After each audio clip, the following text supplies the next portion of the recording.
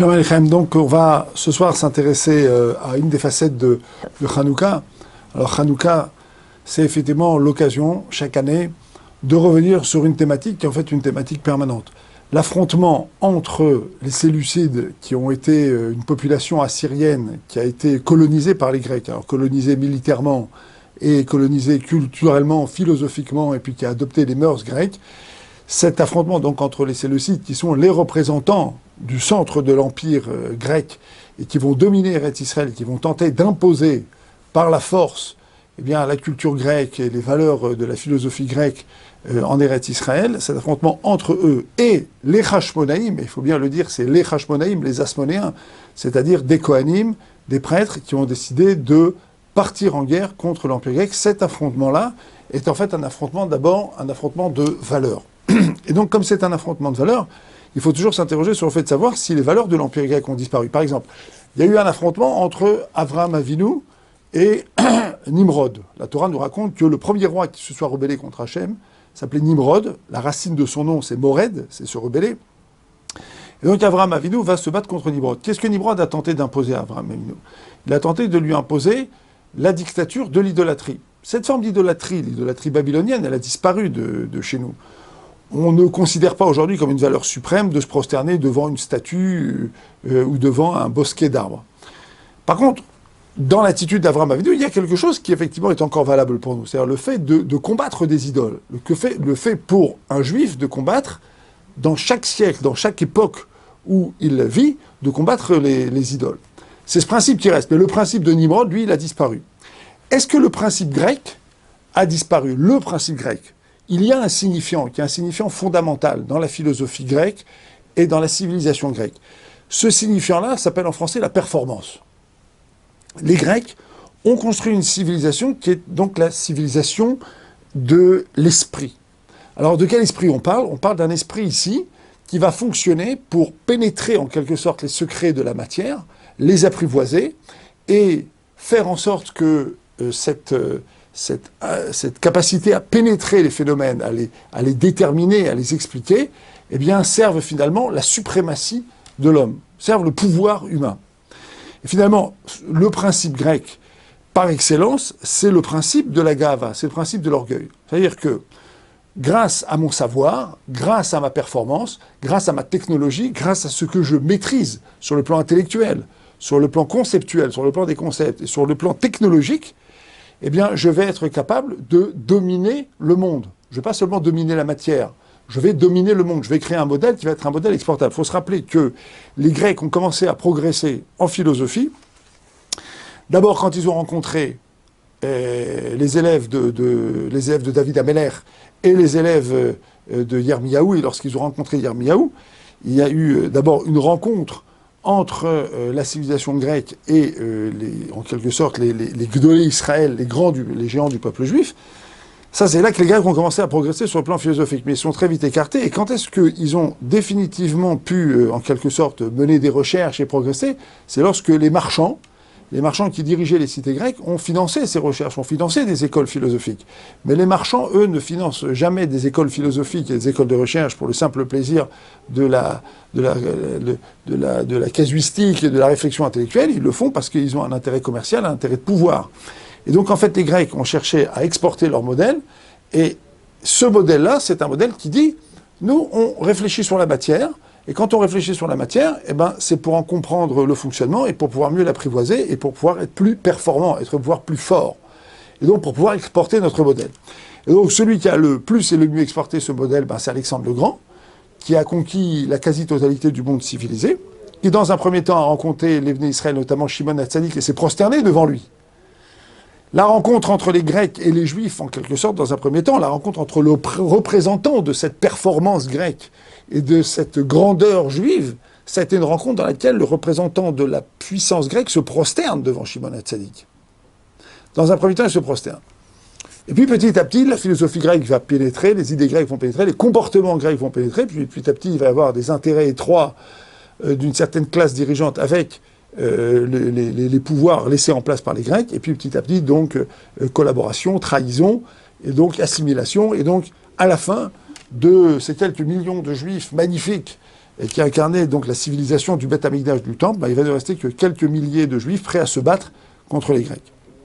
Alors, est-ce que ce principe, c'est un principe qui est un principe permanent? La réponse, elle est oui. Ça fait plus de 2200 ans que les Grecs ont laissé leur empreinte sur le monde. On a l'habitude de dire que, par exemple, les Romains ont vaincu les Grecs. Ils les ont vaincus militairement, mais ils ont été vaincus culturellement. Parce qu'en fait, les Grecs étaient, les Romains étaient des très grands administrateurs, mais ils ont repris à leur compte toute une série de comportements et de points clés de la philosophie grecque. Et donc, en fait, la philosophie grecque qui tient sur cette idée de performance, qui tient sur cette idée d'orgueil, qui tient sur cette idée finalement de contrôler la matière et de conférer à l'homme en quelque sorte ce rôle d'avoir les pleins pouvoirs sur la matière et sur l'autre, eh bien cette idée-là, elle est restée. Elle est restée en Occident. Donc il y a en fait depuis 2200 ans, effectivement, une opposition entre des principes qui sont des principes qui ont complètement pénétré le monde occidental et le principe d'Israël. Car il y a un principe d'Israël. Il y a un principe d'Israël qui s'oppose au principe grec. Alors quel est ce principe? Ce principe, il est que Reshit Chochma Yirat Hashem. Le principe premier, le principe primordial de la Chochma, Chochma, c'est la sagesse, mais quand on change l'ordre des lettres, c'est le Koachma, c'est la force d'interroger. D'interroger quoi? D'interroger les phénomènes naturels, d'interroger les phénomènes historiques, sociaux, d'interroger le monde, d'interroger le fonctionnement du monde. Le principe premier de cette capacité à interroger les phénomènes et à en dégager une sagesse, c'est la Yirat Hashem. C'est-à-dire que le point de départ, c'est la crainte de Dieu, et le point d'arrivée, c'est la crainte de Dieu. Quelqu'un qui craint Dieu, il a conscience qu'il vit dans un monde dans lequel il y a une série de structures. Ces structures, il veut les comprendre. Pourquoi? Parce qu'il veut comprendre dans quel monde il vit, dans quel monde Dieu l'a mis. Et cette sagesse-là va l'amener petit à petit à comprendre, à percevoir et à cette fois-ci voir qu'il y a un Dieu. Je cite souvent dans mes cours cette parole du Baal Shem Tov. Le Baal Shem Tov disait « Moi, je ne suis pas un croyant. » Je me suis mis à chanter une fois comme ça. Il dit « Moi, Anilo Ma'amin, je ne crois pas. » Ses élèves étaient étonnés. Il leur a dit « Non. » Il a dit « Moi, je ne crois pas, je vois. » Et il y a là ici une idée qui est une idée fondamentale. Vous savez que sur, par exemple, la vision de la nature, le monde juif et le monde grec s'affrontent. Ha-teva, la nature, c'est la même gematria que Elohim. Alors on a déjà expliqué dans d'autres cours que Elohim, c'est un nom de Dieu. Un nom de Dieu, c'est toujours un mode d'intervention de Dieu dans le monde. Par exemple, on fait une bénédiction, on dit Baruch Ata Hashem, le nom d'Hashem c'est écrit Yud Kevavke, ce nom c'est le nom de la miséricorde. Au moment où on récite une bénédiction, on remercie Hachem pour sa bonté, pour sa miséricorde, parce qu'il nous a donné quelque chose, donc à boire, à manger ou autre, ou nous a permis de profiter de quelque chose dans ce monde. Elohim, c'est un mode d'intervention de Dieu, par lequel, par exemple, dans le récit de la Genèse, de Bereshit bara Elohim et Hachem v'et haaretz, Hachem, qui n'a pas de début, qui n'a pas de fin, qui n'est pas perceptible par l'homme, a un mode d'intervention par lequel il va mettre en place la nature. Alors, lorsque le juif explore la nature, qu'est-ce qu'il dit? Il dit « Marabou ma'asecha Hashem » comme ton monde est beau, comme ce que tu as créé est rempli de chesed, rempli de génie. On peut avoir ce regard-là sur la nature. Mais on peut aussi avoir un autre regard. C'est le regard grec. Le monde n'a pas de début, il n'a pas de fin. Il n'obéit à aucun but, il n'obéit à aucun projet. Ce que nous avons à faire dans le monde est de profiter du monde tel qu'il est, tel que nous le percevons. Nous n'avons pas de but moral, et donc nous n'avons pas à nous transformer, et donc nous n'avons pas à nous rédimer, et donc nous n'avons pas à changer, donc nous n'avons finalement rien d'autre à faire que de tirer plaisir du monde, jusqu'à en mourir. Cette philosophie, c'est une manière de penser qui a donc des implications sur la manière de fonctionner. Cette philosophie, c'est la philosophie de l'Occident aujourd'hui. Plus que jamais, l'Occident aujourd'hui est réellement au superlatif l'expression de cette philosophie-là. Le juif dit non. Dieu a créé le monde, Dieu a un projet, Dieu a un but, nous sommes pris dans ce projet, nous appartenons à ce projet-là, nous avons un but nous aussi, et donc nous devons en permanence justifier notre présence dans le monde par rapport à ce projet. Où en sommes-nous par rapport à ce projet? Il y a donc ici deux visions du monde qui s'affrontent de la manière la plus claire et de manière la plus absolue. Alors chaque année, d'où on vient, on rallume une bougie. On rallume des bougies. À part Nishbar, Vanatnou Niplaton. On a demandé une fois à Rabbi Yonatan Eibeshitz, quand il était enfant, le Boré, le Rav, il a dit combien de bougies on allume à Hanouka? Et celui qui est capable de le dire, alors il peut partir tout de suite, il peut quitter la classe. Alors lui, il s'est levé, il a dit à part Nishbar, le par, la petite fiole s'est cassée, Vanartou dit Blatou et on s'est enfui, il est parti par la fenêtre. À part, c'est la Gematria, valeur numérique 88. Nishbar, ça s'est cassé, peut-être en deux, donc ça fait 44. Et Vanartou dit Blatou et nous on s'est enfui. Ça c'était un passouk que l'on dit donc tous les matins dans Tehillim. Nous on va allumer 44 bougies avec le shamash. Qu'est-ce qu'on dit quand on allume ces bougies?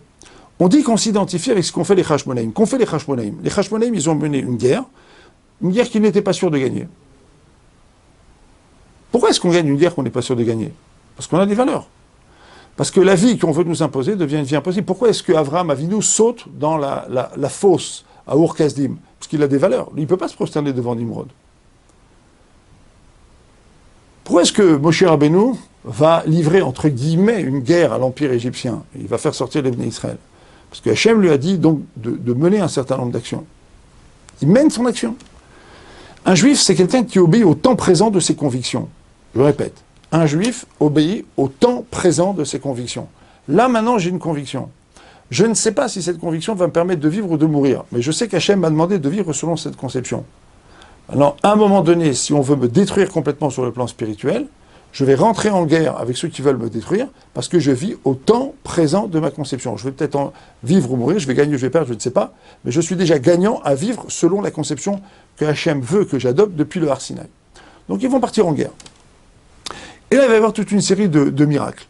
Alors, dans la prière, on mentionne le miracle militaire. C'est faux de dire qu'on ne mentionne pas le miracle militaire, on le mentionne dans la prière. Pourquoi? C'est parce qu'on veut le mettre à sa vraie place. Malheureusement, les dérives politiques, idéologiques modernes ont créé les maccabiades, comme si les maccabis, les pauvres, ils doivent se retourner dans leur tombe, étaient des sportifs accomplis. Pas du tout, c'était des talmidei chachamim, des sages qui sont partis en guerre. C'est des gens qui sont sortis de la yeshiva avec une épée et qui ont décidé de partir en guerre. Et ce sont des gens qui sont donc partis en guerre en pensant, en priant Hachem, en demandant à Hachem donc de les aider. Pour ça, ils ont mis toutes les ressources de ce que la spiritualité, de ce que la Torah peut offrir quand on fait guerre. Alors ils ont appris des Shemot Akdoshim, des noms saints qui leur permettaient de mener cette guerre. Ils se sont purifiés avant de faire la guerre, ils ont jeûné avant de faire la guerre, ils ont observé les lois de la guerre telles qu'elles sont marquées dans la Torah. Et donc, ils ont gagné. Alors, il y a une série de miracles. Ces miracles, on les mentionne dans la prière. Pourquoi? C'est pour les mettre à leur vraie place. Ce sont des miracles. Ce sont des miracles qui ressortent du fait qu'Hachem a exercé vis-à-vis de nous un chesed extraordinaire. Donc, on mentionne le miracle militaire, mais dans la prière, parce que la guerre, c'est d'abord, si on l'a gagné, le fruit de la bonté d'Hachem. Ça, c'est le premier point. Ensuite, il y a un deuxième point. Il y a eu un miracle qui s'est produit dans le Beth Amikdash. Alors, c'est très intéressant parce que le miracle qui s'est produit dans le Beth Amikdash, il s'est produit pour une centaine de personnes. Ceux qui étaient dans le Beth Amikdash. Il ne s'est pas produit pour des millions de juifs qui l'ont eu. On l'a rapporté par la suite. Mais c'est produit à l'intérieur du Beth Amikdash. Pour une centaine de personnes qui étaient là-bas. Pour une fiole d'huile que par miracle, les Grecs n'avaient pas vue, que Hachem, dans sa grande bonté, a soustrait à l'inquisition grecque, parce que les Grecs ont rendu impur le Beth Amikdash, ils ont rendu impur l'huile. Qu'est-ce que ça veut dire ils l'ont rendu impur? Ils l'ont laissé debout, et ils ont mis une statue à l'intérieur, des statues idolâtres. Voilà ce qu'ils ont fait. C'est-à-dire qu'ils n'ont pas cassé les choses, ils les ont laissées entières, mais ils les ont détournées de leur but. C'est la spécialité du monde grec et la spécialité du monde occidental. On peut laisser debout les choses, dans leur forme, et tenter de les détourner complètement de leur but, les vider de leur contenu. Garder une forme, on va dire, une pompe, comme on dirait. C'est la pompe sacerdotale, c'est la pompe religieuse. Mais on la vide complètement de son sens. On la met au service d'une petite théologie comme ça qui va complètement la vider de son sens. C'est ce qu'ont fait les Grecs. Puis ensuite, après, il y avait une petite fiole, celle-là, ils ne l'ont pas vue. Elle avait été cachée par Shimon HaTzadik. Et il a fallu aller la chercher, et c'est avec cette petite fiole que les Hashmonaïm ont choisi donc d'allumer la menorah. Alors c'est extraordinaire parce que Shemen Tamé ou Travet Tzibour, l'huile impure, elle est permise pour un usage public. Dans les circonstances dans lesquelles ils étaient, ils avaient parfaitement le droit d'utiliser une huile tamée en attendant d'avoir une huile pure. Parce qu'on a une règle qui s'appelle Shemen Tamé ou Travet Tzibour.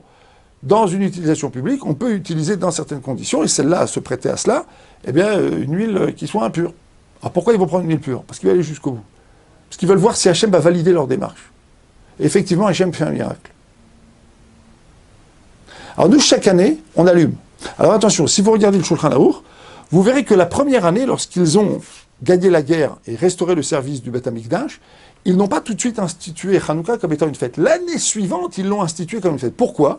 Parce que dans leur Ruach HaKodesh, dans leur esprit saint, leur esprit prophétique, ils ont été capables de voir que les forces spirituelles qui, l'année précédente, avaient permis la victoire ici dans le monde matériel, cet influx spirituel, ces forces spirituelles étaient encore à l'œuvre l'année suivante. Autrement dit, ils ont compris que la date du 25 Kislev était une date qui, en soi, comportait un potentiel spirituel positif, et que ce potentiel spirituel positif s'était exprimé au moment de la lutte contre les Grecs, mais qu'un an plus tard, et donc des siècles plus tard, et donc tout au long des siècles qui allaient suivre, ce jour-là resterait un jour d'influence spirituelle positive. D'ailleurs, ce jour-là, le premier jour quand on prie, c'est le moment de prier. Quand on allume la première bougie de Hanouka, il faut prier, on peut tout demander. C'est comme le jour de Purim. Achev pira vamaliou, ouvre ta bouche et demande.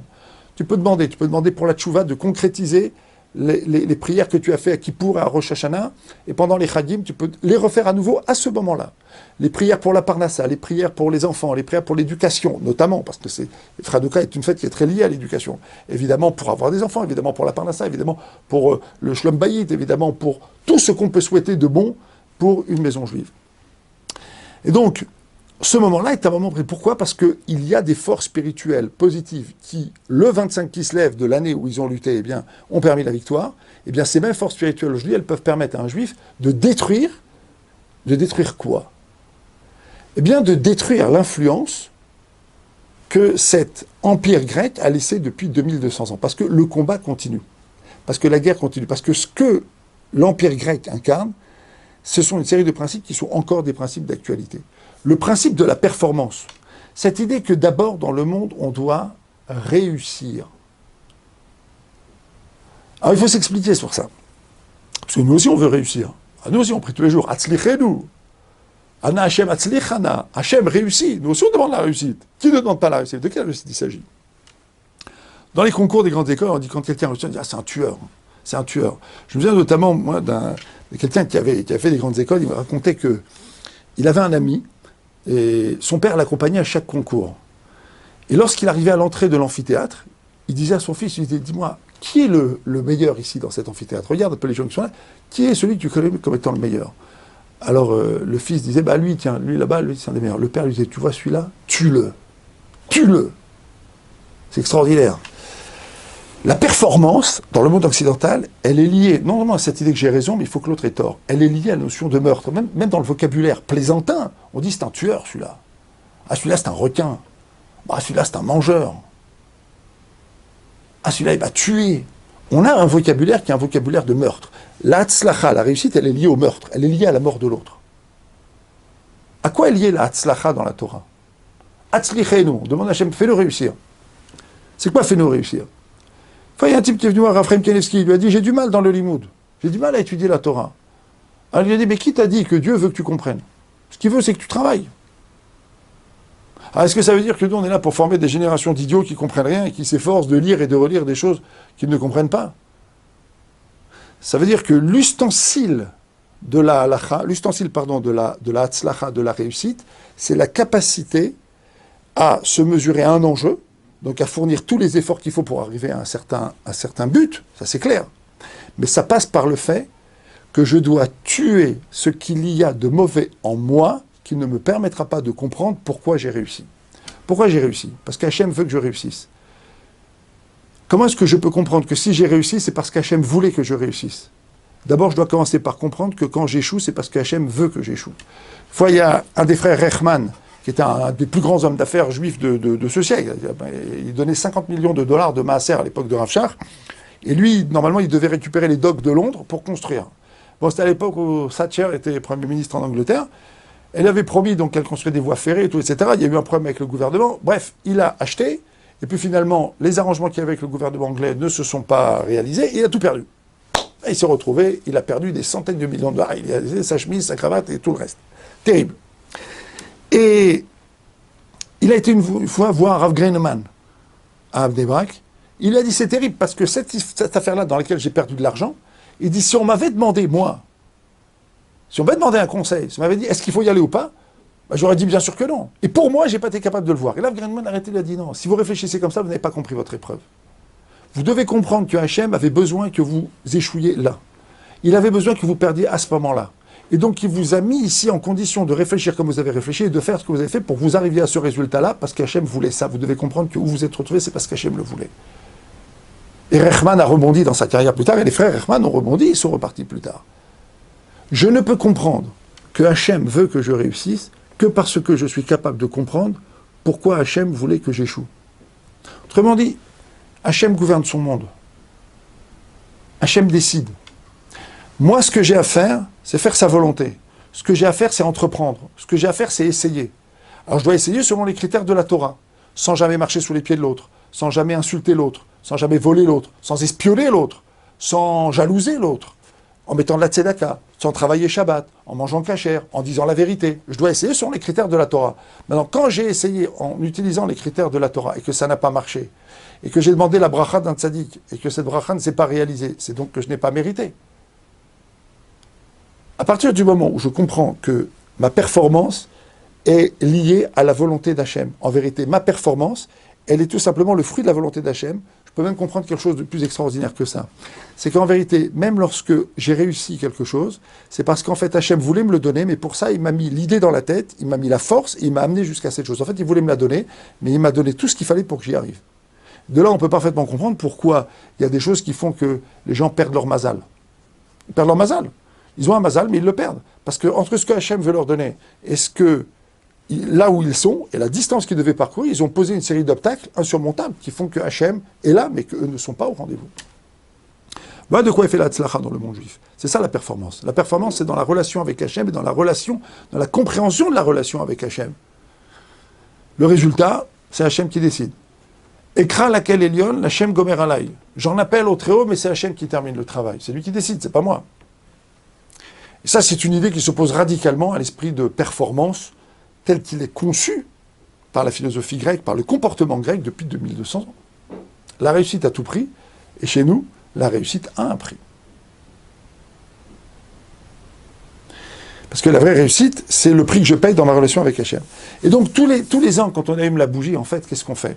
Tous les ans, quand on allume la bougie, on se réexplique à nous-mêmes, en vérité, où on en est par rapport à ça. Parce qu'effectivement, l'esprit grec, il pénètre chez nous. Alors pour ça, pour bien le comprendre, il faut comprendre l'histoire de Yochanan, qui était Kohen Gadol. Par exemple, on dit que toute l'histoire de Hanouka s'est passée Bimei Matityahu ben Yochanan Kohen Gadol. Ça s'est passé à l'époque de Matityahu, qui était fils de Yochanan le Kohen Gadol. Qui était Kohen Gadol?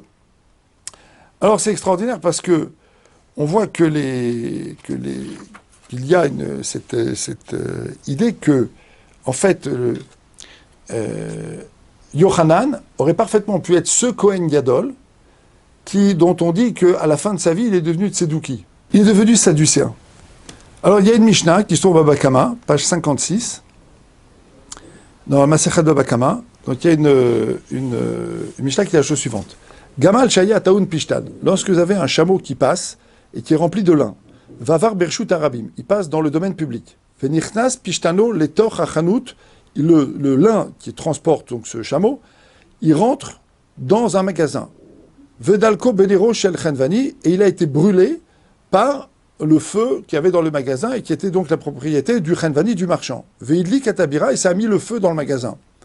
Balagamal Chayav, le propriétaire du chameau qui a laissé son chameau rentrer dans ce magasin, c'est lui qui est Chayav, c'est lui qui doit payer l'incendie. Inia Chenvani Nero Bachut, si par contre le marchand il a laissé la bougie à l'extérieur, alors Achenvani Chayav, dans ce cas-là, eh bien c'est le marchand de lin qui passait avec son chameau, qui est passé à proximité donc du feu, qui est Chayav. Et Rabbi Yehuda vient, il dit, mais attention, quand il est passé à côté d'une bougie de Hanouka, ce marchand de lin ici, il est patour, il est quitte. Il ne doit pas payer. Alors cette Mishnah, c'est une Mishnah extraordinaire parce que on va l'expliquer ici en l'utilisant en quelque sorte comme image, comme le font certains Mefarshim, certains commentateurs, comme image pour expliquer ce qui se passe à Hanouka. Ce gamal ici qui passe avec donc le pishtan, avec le lin, il passe dans un domaine public, il passe à l'extérieur. Vous savez qu'il y avait une discussion entre les Sadducéens et les sages d'Israël. Est-ce qu'il fallait préparer les cendres des encens qu'on faisait brûler à Kippour à l'intérieur du Saint des Saints ou à l'extérieur? Les Sadducéens disaient à l'extérieur, les sages d'Israël disaient à l'intérieur. Alors ce Yochanan qui est devenu Kohen Gadol, lui, il a fait comme les Tzedoukim, comme les Sadducéens. À la fin de sa vie, il a agi, il a préparé les cendres, au lieu de les préparer à l'intérieur, il les a préparées à l'extérieur. Alors cette Mishnah, qu'est-ce qu'elle dit? Elle dit que lorsque un chameau passe, et qu'il passe dans le domaine public, et qu'il rentre avec son lin, donc dans un magasin, et il allume une bougie, alors effectivement, il allume le feu, là, il est chayav, c'est lui qui doit payer.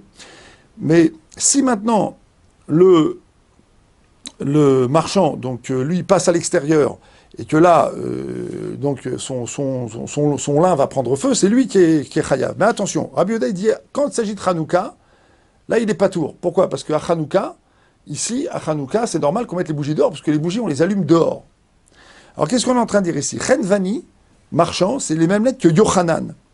Yochanan, c'était le Kohen Gadol. Qu'est-ce qu'il a fait? Effectivement, ce Chenvani, ce marchand, il a laissé son feu à l'extérieur. Quand il laisse le feu à l'extérieur, effectivement, si le marchand, le chameau passe, bon, bah, il fallait que le chameau fasse attention. D'accord? Et donc, lui, ce marchand de lin, eh ben, il doit faire attention. C'est lui qui est chayav. Comme Yochanan, qui était à l'extérieur, qui a fait ce qu'il avait à faire à l'extérieur, donc du Saint des Saints, et c'est lui qui était chayav de payer. Par contre, quand on arrive à Hanouka, alors là, c'est une autre affaire. À Hanouka, la bougie, elle doit être à l'extérieur. Et là, effectivement, à l'époque de Yochanan Kohen Gadol, où là, Matityahu est sorti en guerre, et bien finalement, qu'est-ce qu'on a fait? On a réparé la faute des Sadducéens. En fait, qu'est-ce qui se passe? Il y a un affrontement entre les Sadducéens et le peuple juif. Les Sadducéens, c'est une secte qui est venue du deuxième temple, finalement, comme résultat, on va dire, secondaire de l'influence des Grecs. Et donc, cette influence-là, elle s'est posée à l'intérieur du peuple juif. Il y a, depuis 2200 ans, dans le peuple juif, une tendance qui existe, une tendance institutionnalisée, à vouloir désacraliser la Torah. C'est-à-dire qu'on laisse la Torah en place, on laisse la pompe rabbinique en place, on laisse les mitzvot en place, mais on les désacralise. Quand nous, on allume la bougie chaque année, qu'est-ce qu'on dit? On dit, nous, on s'identifie au Hashmonaïm. On s'identifie à ceux qui ont allumé les bougies de Hanouka, à ceux qui ont fait la guerre contre les Grecs. On s'identifie à ces gens-là, parce que ces gens-là sont des gens qui ont refusé cette désacralisation. C'est des gens qui ont refusé que finalement la Torah soit instrumentalisée, que la Torah devienne un jouet entre les mains du politique, entre les mains du politiquement correct, entre les mains de l'époque, entre les mains de la mode. Ils ont refusé ça. Et puisqu'ils ont refusé ça, alors ils se sont battus. Quand nous, on allume les bougies de Hanouka, qu'est-ce qu'on dit? On dit, la Torah est quelque chose qui est au-dessus du temps. Les Hashmonaïm ont institué Hanouka lorsqu'ils ont vu que l'influence positive qui s'était posée sur eux l'année où ils ont fait la guerre, elle serait là d'année en année. À ce moment-là, ils ont dit, attention, Hanouka, c'est quelque chose qui finalement exprime un principe supérieur à la nature. Quelque chose qui gère la nature. Les Sadducéens n'étaient pas d'accord avec ça. Les Sadducéens, eux, ont voulu complètement transformer le service divin. Dans le temple, ils ont institué une idée qui était que, finalement, il y avait un travail qu'on faisait à l'extérieur du Saint des Saints. On ne le faisait pas dans le Saint des Saints. Que disent les Hashmonaïm? Ils disent, dans le Saint des Saints, dans la Torah, dans la Kedusha, dans la sainteté, on est en lien avec le monde. Eux disent non, il y a un lien, il y a un domaine qui est celui du sacré, à l'intérieur, et un domaine qui est celui du chol et du profane. On les sépare. Et donc, il y a deux domaines. Et donc, on peut se permettre, en quelque sorte, finalement, pas seulement de désacraliser la Torah, mais on peut se permettre quelque chose qui est beaucoup plus grave, c'est finalement de la détacher du profane. Et ça, c'est beaucoup plus grave. Désacraliser la Torah et constituer une espèce de pompe rabbinique déchargée finalement de tout contenu, c'est quelque chose d'horrible. Mais quelque chose d'encore plus horrible, c'est de déprofaniser la Torah, de lui enlever la capacité qu'elle a à gérer le profane. C'est-à-dire de faire en sorte que la Torah ne soit plus là à gérer le monde. Que finalement la Torah ne soit plus le principe qui me permette d'être dans le monde. Ça, c'est la chose la plus terrible qui soit. Plus que de désacraliser, le fait d'interdire à la Torah d'être dans le monde et de gérer le monde et d'être finalement ma lunette et mon rapport au monde, ben finalement, plus que de désacraliser, cette fonction-là, c'est une fonction qui est la pire de toutes. Et ça a été la tentative des Grecs. Ça a été la tentative des Grecs, toujours, depuis toujours. Et là, depuis, par exemple, 200 ans, depuis que l'Occident a définitivement cherché à séparer la raison et la foi, elle a situé la foi dans le domaine de la poésie, dans le domaine de la mythologie, et la raison dans le domaine du vrai, eh ben, elle a participé à cette idéologie. Mais la Torah, elle ne connaît pas cette idée-là. La Torah ne connaît pas cette idée-là.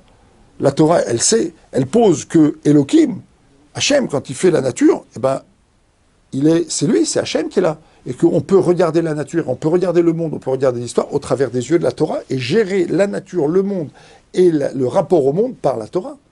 Il n'y a pas de séparation entre les deux.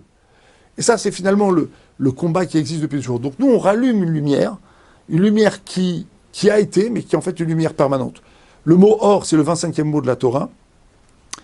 Le monde a été créé le 25 Elul, ou le 25 Adar, selon les termes de la discussion entre Rabbi Yoshua et Rabbi Eliezer. Hashmona, qui fait référence au Hashmonaïm, mais la 25e station par laquelle les Bnei Israël sont passés, cette lumière, elle incarne quelque chose qui est là, qui est posé. C'est un principe qui gère le monde, qui est dans la Torah, qui gère le monde. C'est ce qu'on dit, nous, à Hanouka. On dit que la lumière de Hanouka, elle gère le monde. On dit que la Torah, elle gère le monde. On dit que la mitzvah, elle gère le monde. On dit que lorsqu'un homme fait des mitzvot et qu'il étudie la Torah et qu'il est relié à son Créateur, il gère le monde. Voilà ce qu'on dit. Et ça, c'est une idée fondamentale. Cette idée est un combat, et c'est un combat pour, plus qu'un combat contre, parce que c'est un combat pour faire exister une idée, pour montrer que cette idée est permanente et pour montrer que cette idée est viable. Et c'est beaucoup plus intéressant que de se battre contre, parce que ça permet de faire exister des dimensions qui sont des dimensions de sainteté, des dimensions de crainte du ciel, des dimensions d'amour de la Torah, des dimensions de teshuva. Car dans le monde fini de la philosophie grecque, rien ne se vaut. Et donc on peut tout perdre. Il n'est pas forcément la peine d'essayer de se changer. Mais dans le monde de la Torah, qui est le monde du chidouche, qui est le monde de la nouveauté, on a le droit de recommencer. On a le droit d'espérer, on a le droit de se battre, on a le droit de faire teshuva, on a le droit de changer. On est dans un monde ici qui offre des possibles. Hanouka Sameach à toutes et à tous, et que Hachem nous envoie la lumière particulière de Hanouka pour nous aider pendant toute l'année à bénéficier de la lumière de la Torah et des mitzvot.